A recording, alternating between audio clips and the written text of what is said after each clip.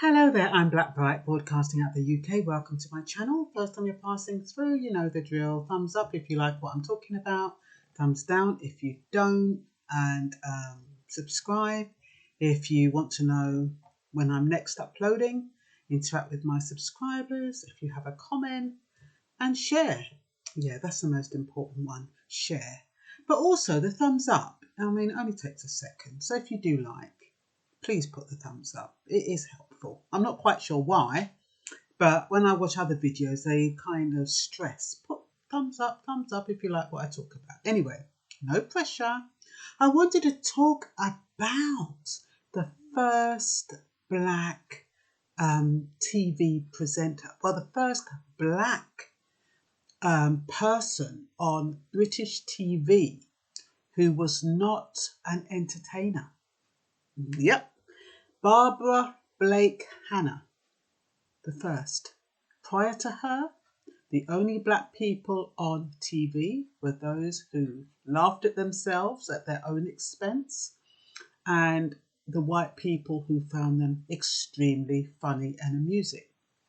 But no one, no black person had been on British TV in a serious capacity before Barbara. And she's a Jamaican.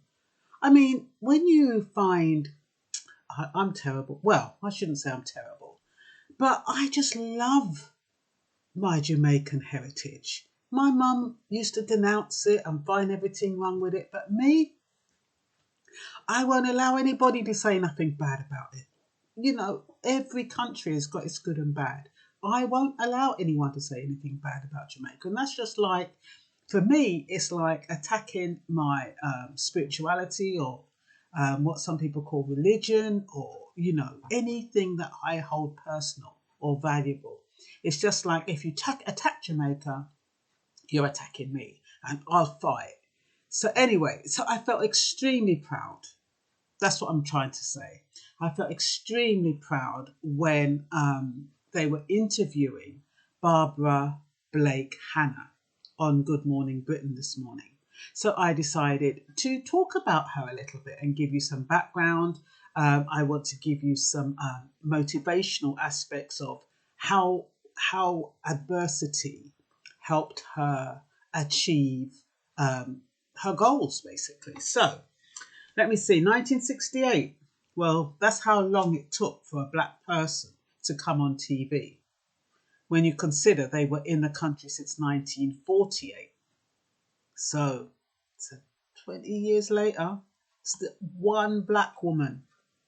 And then she didn't know this, but they were writing letters to the not to the BBC, to Thames Television, telling them to get that nigger off of our screens.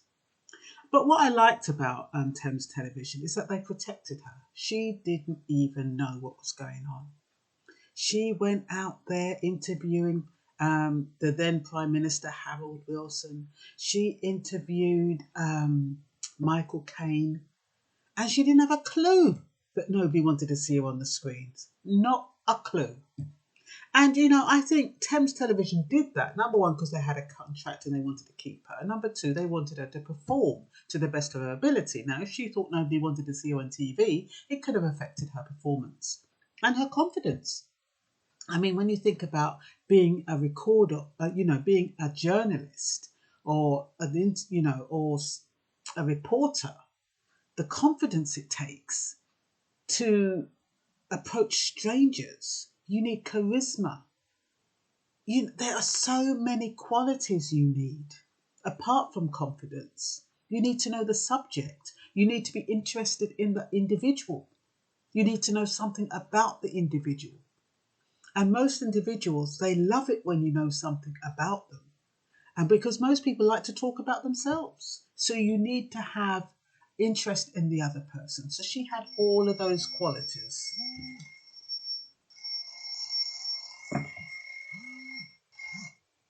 Typical interruption. Anyway, let me see what we're saying about her. A new award is to be named after the first black TV news reporter, Barbara Blake Hannah. She's now a Rastafarian. It was Bree Johnson Obeng who put her name forward to be honoured for her contribution to British journalism. Barbara Blake Hannah, British Journalism Awards, is to encourage diversity in British journalism and to recognise the best and upcoming BAME journalists. Barbara, whose background is of course Jamaican, was the first person to appear on TV in a non-entertainment role in 1968. Like I said, it took them a bloody long time. Before then, Jamaicans were only accepted, not Jamaicans, I shouldn't say Jamaicans, black people were only accepted if they made fun of themselves and they made white people laugh in the process. And as you know, they used to have that black and white minstrel show. I mean, that was white people with black faces, but for some reason, they just had to only value black people if they were comedic, if they were making fun of themselves, if they were a joke. You couldn't take a black person seriously. And that was our history, not to be taken seriously. And that's why we were always caricatured, animated, made our features exaggerated, because we had to be mocked. We had to be made fun of.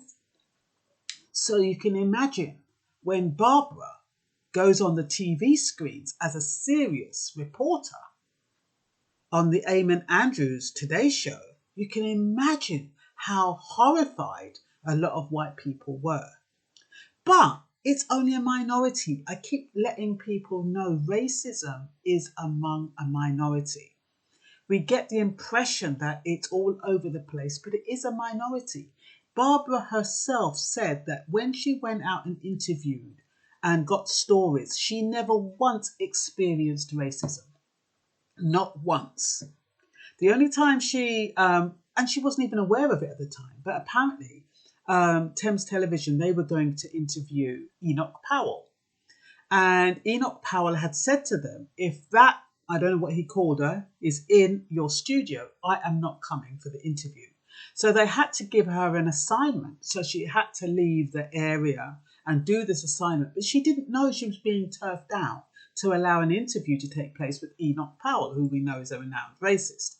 Now, what she says is that even when she was interviewing Hell's Angels, which were then had a reputation for being racist, she said they were sweet. She didn't sense any racism at all. And as far as she was concerned, when she was interviewing them, she didn't even realise that they were racist.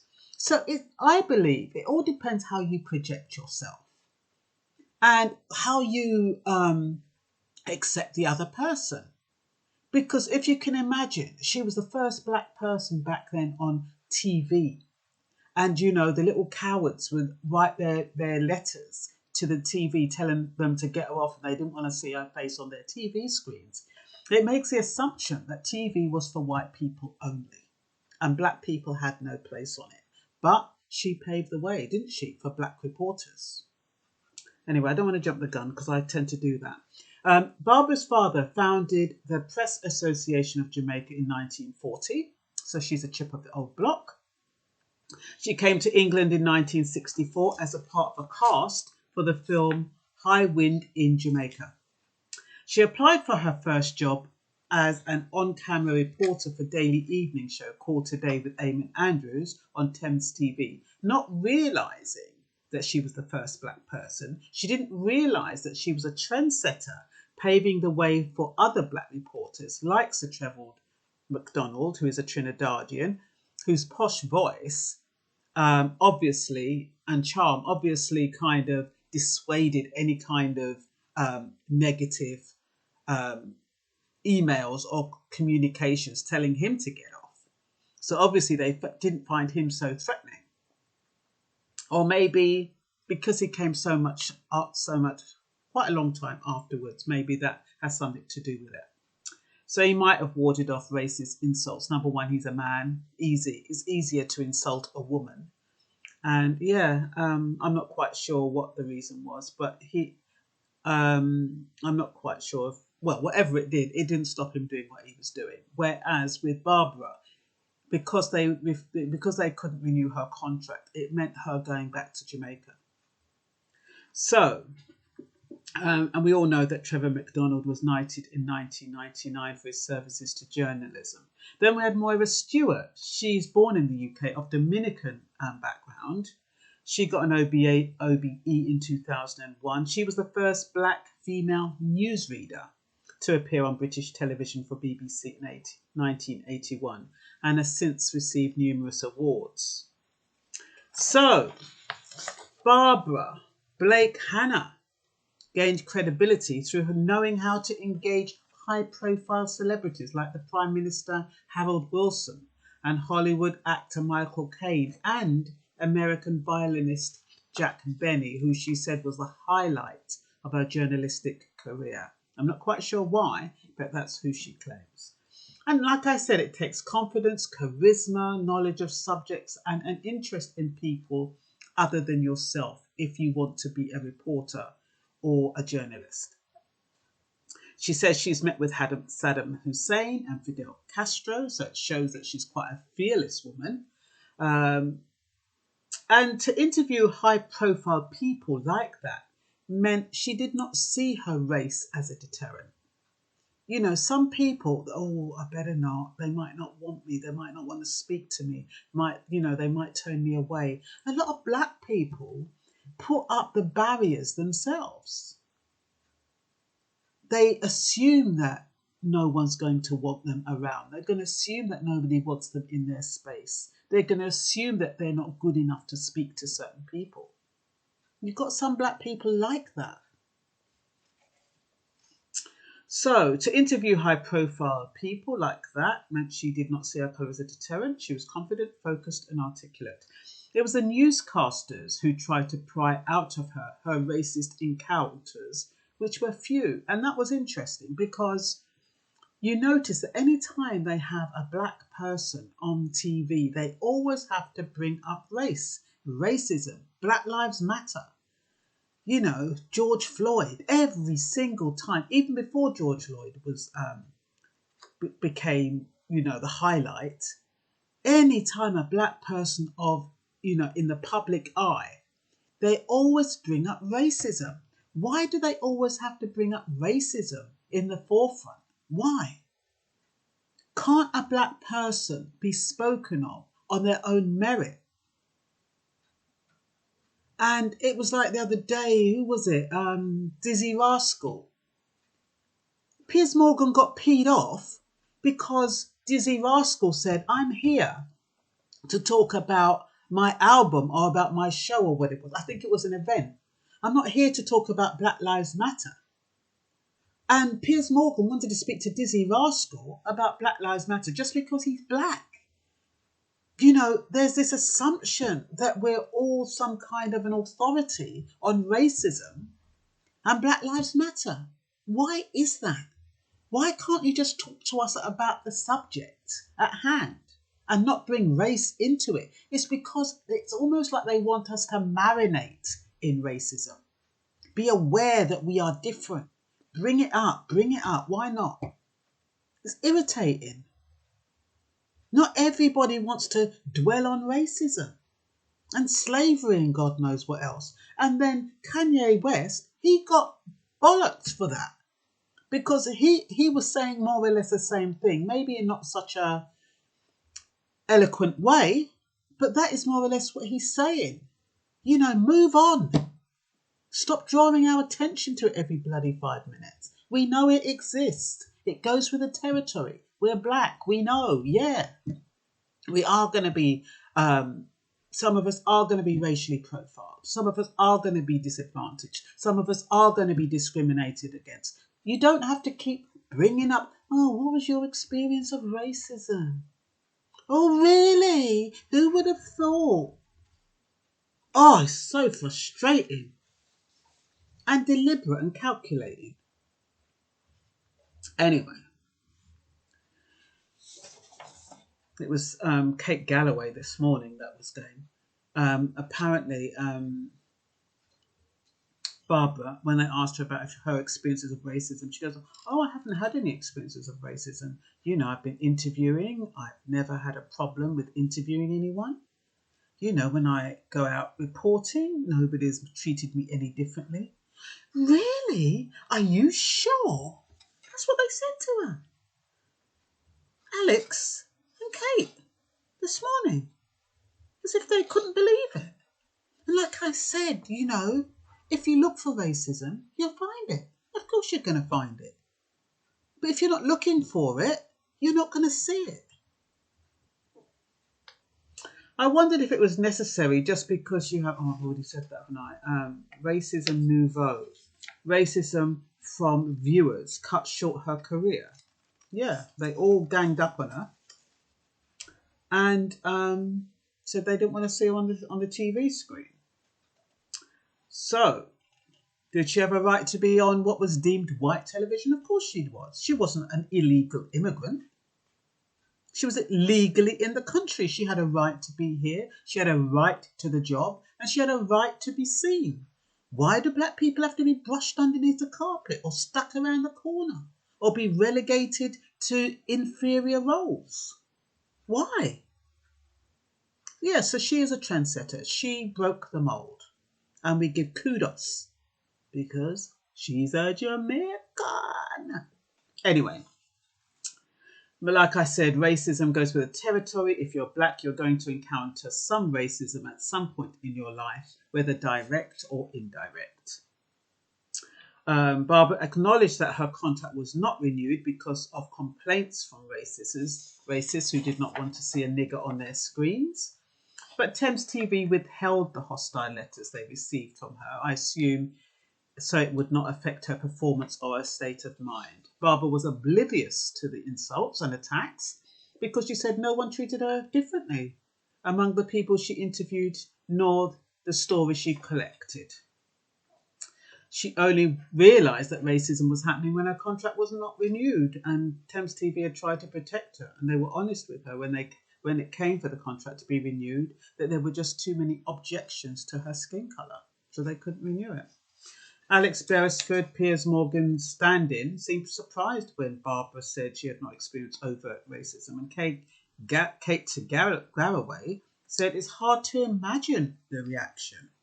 Why is it hard to imagine the reaction at seeing a black person on TV when today, or in this era, or in this year, they're still throwing banana skins at black footballers? There's still racial profiling. So what is the difference? Still see signs, keep Britain white. So, and that was 50 years ago when she was on the scene. And 50 years later, we're still experiencing racism. Or the only difference is that it's not so covert. And the thing is, why is it so covert? Because they've got legislation out there. They've got the Equality Act. They've got the inclusion, all of these acts, which I've got the date somewhere. But anyway, that is the reason. But it doesn't mean that they don't feel it inside. They do feel it inside. Otherwise, they would not fling banana skins. They wouldn't have things flying around, keep Britain white, or White Lives Matter. Not really understanding what black people are trying to say and how the impact of racism has really impacted their whole life. And it's not justified. Just because you're different doesn't mean you have to be treated differently. You know? Anyway, Barbara did mention that Enoch Powell would not have been interviewed unless she was not around. But even then, she didn't know that was the reason she had been turfed out to do an assignment that was miles away. So so even then she didn't realise there was racism at that time because Thames protected her from it. She interviewed members of Hell's Angels who were meant to be racist, but she recalls they were very sweet. And some even kept in touch with her after the interview, years after the interview. So that's what I'm saying. Kate, Hell's Angels had that reputation, and yet they were speaking to her and she didn't have an issue. She didn't have a problem. it should be the way you approach others, people approach you. It's not always the way when you're dealing with ignorant people or people whose minds are warped and hell bent on making a point. And you do have those people who are hell bent on making, seeing black people as a threat and seeing black people as though they should not be seen in any kind of position of power or they shouldn't have money. They should, you've got those people there, but it's a minority. And we have to remember when we're talking about racism and crying out about racism, it's a minority that are racist. And because they got big mouths, they make it look like they're a majority, but they're not a majority. So policies have changed. The way people behave around black and minority ethnics has changed, and that's basically through the Equal Opportunities Act of 1974, Equality and Inclusion Act 2010, Equal Pay Act 1970. And of course, we have diversity and discrimination training, but that only camouflages racism. People just don't say it out loud. You still get some people say it out loud and then they're reprimanded, but does it make a difference? All it does is show us that it exists. It still exists. And it will always exist for those people who feel insecure and threatened by something or someone they do not understand. You're going to be afraid of anyone who you do not know and do not understand. The only way you can get to know somebody and negate that fear is by communicating with them and getting to understand who they are. But people who don't like blacks are not interested in getting to know them. If they see you talking, they think you're too big for your boots. They're probably, if there was any racist looking at me, they'd say, who the hell does she think she is? Bloody nigger, she shouldn't be on that screen. Look at the way she's talking, too big for her boots. Get rid of her, they shouldn't be allowed. You know what I mean? Because they've got closed minds, black and white thinking. And there's nothing you can do about it. That's what makes the world go round. It's only a pity that people have to suffer because of it. Because without racism, we would be living in a world of love, which is what it's meant to be. We're not necessarily love 100% because we still have our little bickerings and differences.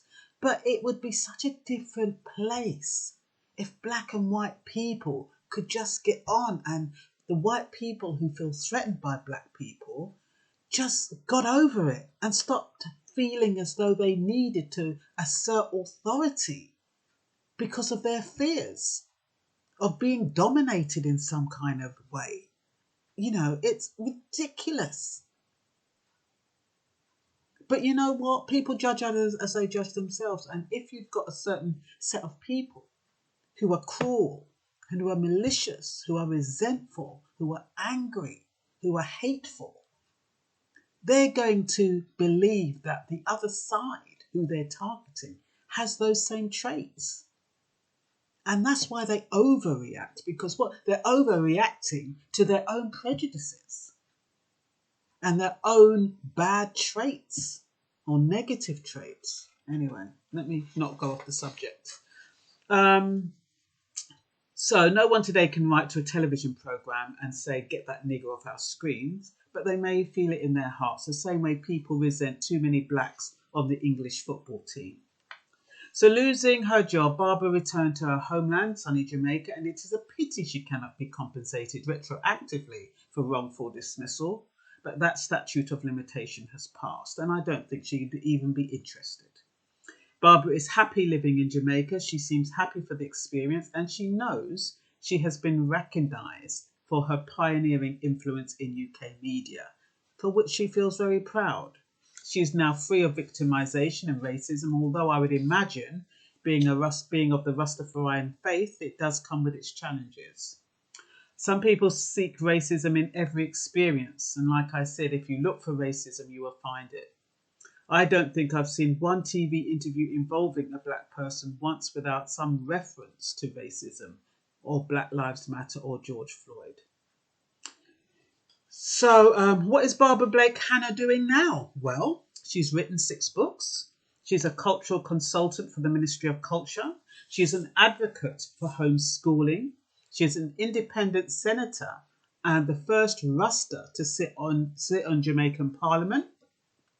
She's doing some freelance journalism. She's traveling around the world. She's meeting high-profile personalities. She's met Saddam Hussein and Fidel Castro, and she's in her 70s, I think, now. And she's been to Hollywood and met movie stars. So, what does her story tell you? Her story tells you you don't know the impact of race until someone tells you. You persevere with what you love until circumstances change. Never be afraid to go back to the beginning and start over. For example, her career stopped here, so she went back to Jamaica and she wasn't afraid to start over. Always look for opportunities in every setback. Racism prevents us from living in love, so let's try and get rid of the racism and see if we can have a different set of thought patterns. Don't let obstacles spoil your dream. Dreams are transient. Change direction and embrace new ideas when your dreams do not go the way you thought they should go. That means be adaptable, be open-minded. You have to be willing to adapt to the change so that you can still fulfill your dream, but in a different way. So even though she's not fulfilling her father's legacy of being a journalist, she still does it freelance. She's added on all these different other accolades to her bow. And it's never over until the fat lady sings. And I hope you found that interesting. Bye-bye.